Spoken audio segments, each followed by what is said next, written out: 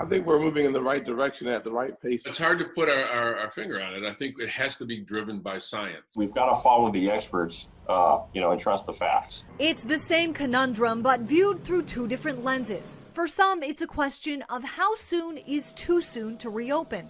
And others, it's how long is too long to remain closed. The American people want to get back to work.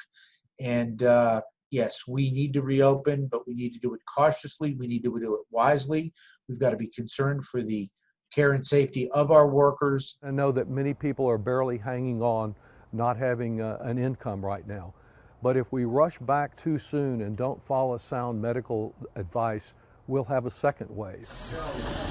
With multiple coronavirus models predicting a doubling in the death toll, many are focused on the tools this country needs for that next chapter. We need more testing and reliable testing, and we also need contact tracings. And importantly, we need more personal protective equipment for our frontline workers.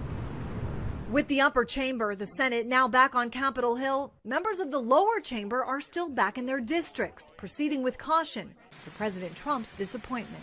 They're enjoying their vacation. I think they should be back. I think they should all come back and we should work on this together. I think if we're going to be in Washington, it's because we have a bill that's ready to be acted upon. And all the background work that we're doing, that we could be doing in Washington, we can do here electronically. As far as the result of having senators and their staff members back at work, experts predict it will take at least 3 weeks to know if that decision was a dangerous one. I'm Christine Frizzell reporting.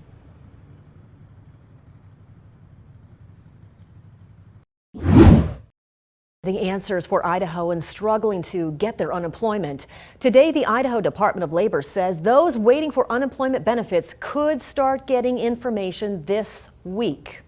CBS 2's Scott Logan continues to hold the state accountable on unemployment issues. He has an update on what the state is doing to help those in need and the challenges people are still facing.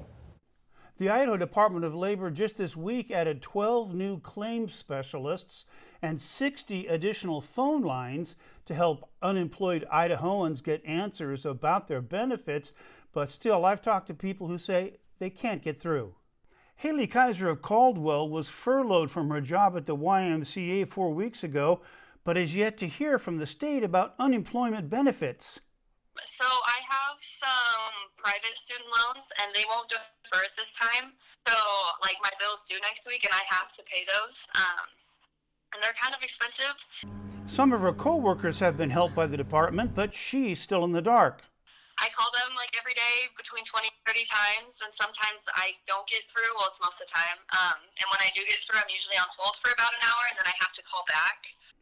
Michael McKenzie of Nampa lost his job as a roofer to the pandemic and thought he'd cleared up an outstanding issue with the Labor Department. And now that I'm qualified to receive my weekly benefits, when I go to file every week, it says I'm disqualified, and I just need to get this issue cleared up so I can get money coming back in. And there's nothing but busy signal when you try to call the unemployment. Remember Carrie Odell from Twin Falls who moved to Las Vegas only to get laid off? She's been denied benefits for her time working in Idaho and plans to appeal.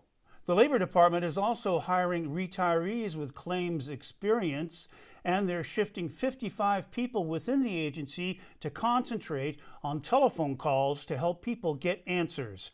In Boise, Scott Logan, CBS 2 News. Scott, thanks so much. CBS 2's Scott Logan is spending every day trying to get answers for Idaho's unemployed. If you need help, email him, news@kboi2.com. Scott will do his best to get answers for you.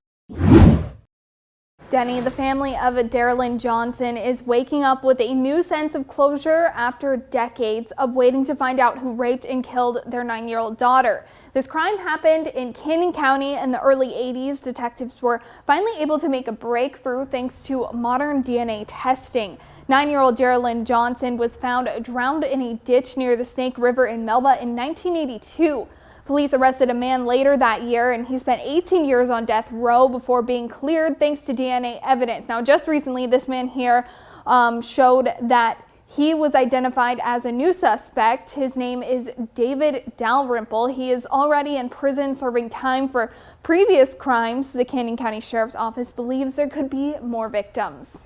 Our goal of this conference is to ask for public assistance in obtaining that additional evidence, thanking the Johnson family for their patience, their diligence, and enduring, as Prosecuting Attorney Taylor has stated, the worst nightmare a family and parents could imagine that would happen to their daughter.